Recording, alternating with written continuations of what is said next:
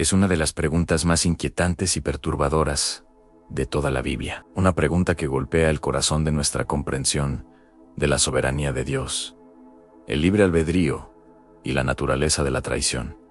¿Por qué? ¿Por qué Jesús, el Hijo de Dios, que conoce los corazones de todos los hombres, eligió a Judas Iscariote para ser uno de sus 12 apóstoles, sabiendo desde el principio que este hombre lo traicionaría de la manera más vil? No fue una elección casual. Lucas nos dice que antes de nombrar a los 12, Jesús fue al monte a orar y pasó la noche orando a Dios. Toda una noche en comunión con el Padre, y al amanecer, de entre todos sus seguidores, su elección incluyó a Judas.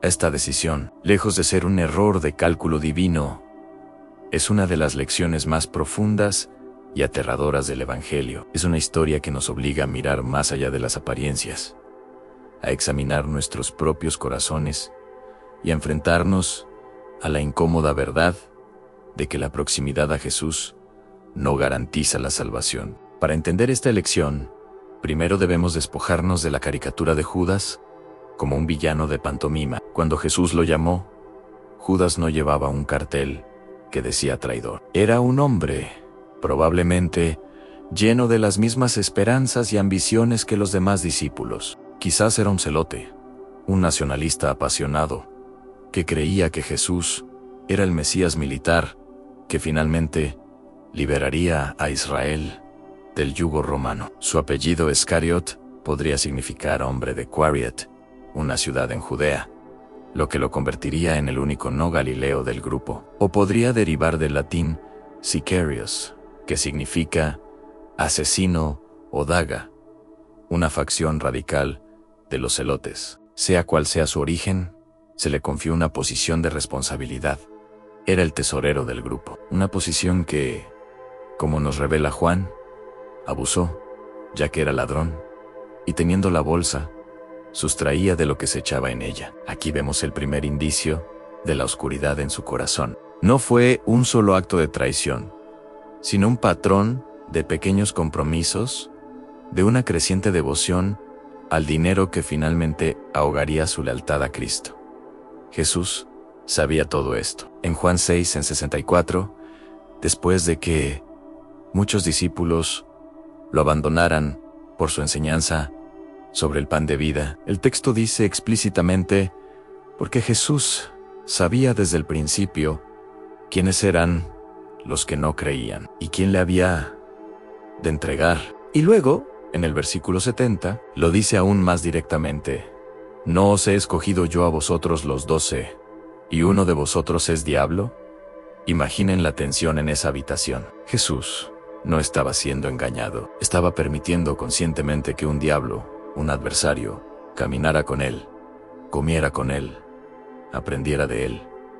¿Por qué? La primera razón, y la más citada, es el cumplimiento de la profecía. La muerte sacrificial de Cristo no fue un accidente, fue el plan de Dios desde antes de la fundación del mundo. Y ese plan, predicho en las Escrituras del Antiguo Testamento, incluía una traición. En el Salmo 41:9, David lamenta, aún el hombre de mi paz, en quien yo confiaba, el que de mi pan comía, alzó contra mí el calcañar. Jesús cita este mismo versículo en la última cena, justo antes de la traición de Judas, diciendo, mas para que se cumpla la Escritura, el que come pan conmigo, levantó contra mí su calcañar. La elección de Judas fue necesaria para que el plan soberano de Dios se llevara a cabo tal como estaba escrito. La traición fue el catalizador que puso en marcha los eventos de la crucifixión, la muerte y la resurrección, el corazón mismo del Evangelio. Pero aquí es donde la historia se vuelve profundamente incómoda. ¿Significa esto que Judas no tuvo elección? ¿Estaba predestinado a ser el traidor? ¿Una simple marioneta en un drama cósmico? La respuesta de la Biblia es un rotundo no. Jesús mismo declara en Mateo 2, las 6 y 24 a la verdad, el Hijo del Hombre va, según está escrito de él, mas Ay de aquel hombre por quien el Hijo del Hombre es entregado. Bueno le fuera a ese hombre no haber nacido. Esta es una de las declaraciones más aterradoras de Jesús. Afirma dos verdades simultáneamente. El plan de Dios se cumplirá, soberanía divina, pero el individuo que comete el mal es plenamente responsable de sus acciones. Responsabilidad humana. Judas tomó sus propias decisiones. Nadie lo obligó a robar de la bolsa. Nadie lo obligó a ir a los principales sacerdotes y negociar el precio de la sangre de Jesús. Nadie lo obligó a guiar a la multitud al huerto de Getsemaní. Cada paso fue una elección, un clavo más en el ataúd de su propia alma. Dios, en su omnisciencia, no causó la traición de Judas, pero la conoció de antemano. La incorporó a su plan redentor y la usó para lograr el mayor bien de la historia, la salvación de la humanidad. Aquí yace la diferencia crucial entre Judas Iscariote y Simón Pedro. Ambos fallaron estrepitosamente. Judas traicionó a Jesús por 30 piezas de plata. Pedro negó a Jesús 3 veces por miedo. Ambos actos fueron devastadores, pero sus reacciones a su propio fracaso revelan la diferencia entre la vida y la muerte espiritual. Judas, al ver que Jesús había sido condenado, sintió remordimiento. Intentó devolver el dinero, confesando: yo he pecado, entregando sangre inocente. Pero su remordimiento no lo llevó al arrepentimiento, lo llevó a la desesperación. Se vio a sí mismo como un caso perdido, más allá de la redención. Y en su desesperación, fue y se ahorcó. Su dolor era egocéntrico, centrado en su propia culpa y vergüenza, no en el dolor que había causado a aquel que lo amaba. Pedro, por otro lado, después de que el gallo cantó y Jesús lo miró, saliendo fuera, lloró amargamente. Su dolor no era solo remordimiento, era arrepentimiento. Era un dolor piadoso, un corazón quebrantado que lo llevó de vuelta al Salvador. No lejos de Elan,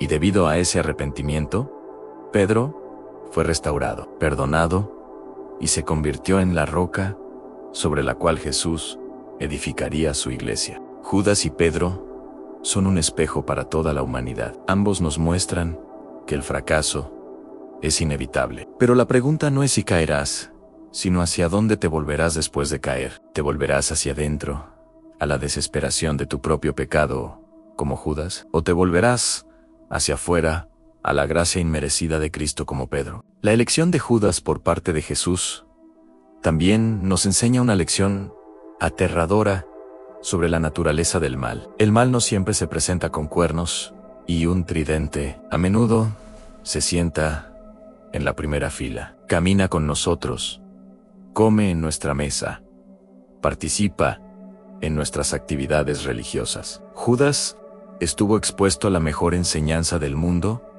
durante 3 años. Vio milagros asombrosos, los enfermos sanados, los muertos resucitados, las tormentas calmadas. Escuchó el sermón del monte de primera mano. Estuvo presente en la última cena y nada de eso cambió su corazón. Su historia es una advertencia solemne de que la proximidad a las cosas de Dios no es lo mismo que la posesión de Dios.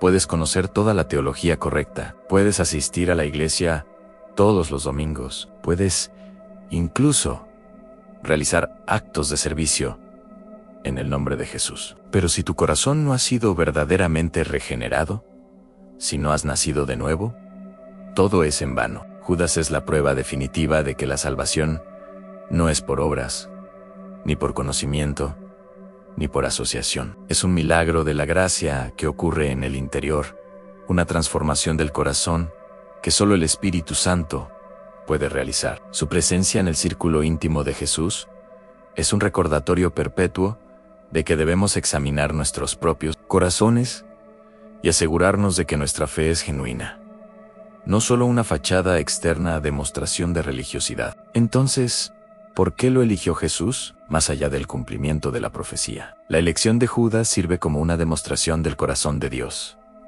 Jesús le ofreció a Judas la misma gracia, la misma enseñanza y la misma amistad que le ofreció a Pedro, a Juan y a los demás. Durante 3 años, Judas tuvo un asiento en primera fila para ver el amor, la paciencia y la misericordia de Dios encarnados. Jesús lavó los pies de Judas en la última cena, un acto de humildad y servicio asombroso, incluso sabiendo que esos mismos pies lo llevarían a los soldados. Le dio el pan, un símbolo de comunión, llamándolo amigo. Jesús le dio a Judas todas las oportunidades para arrepentirse. Su elección no fue un acto de entrapamiento, sino un acto de gracia extendida hasta el último momento. Al elegir a Judas, Jesús nos muestra que el llamado de Dios es para todos, independientemente de nuestro pasado o de las fallas que Él ya conoce en nuestro futuro. Nos muestra que Dios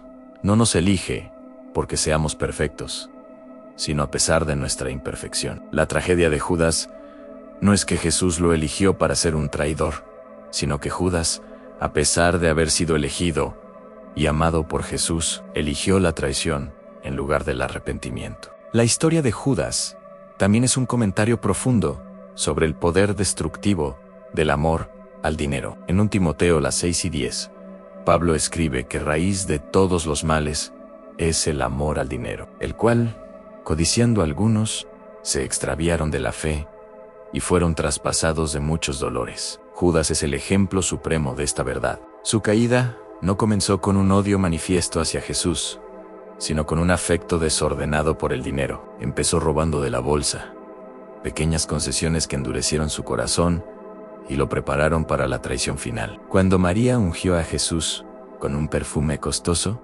fue Judas quien se quejó, no por preocupación por los pobres, sino porque era ladrón. Vio el valor del perfume no como un acto de adoración, sino como una pérdida de ingresos. Su perspectiva estaba tan deformada por la codicia que ya no podía reconocer el verdadero valor. Y finalmente, fue el dinero, 30 míseras piezas de plata, el precio de un esclavo, lo que selló su destino. Su historia es una advertencia eterna para nosotros. ¿Dónde están nuestros afectos?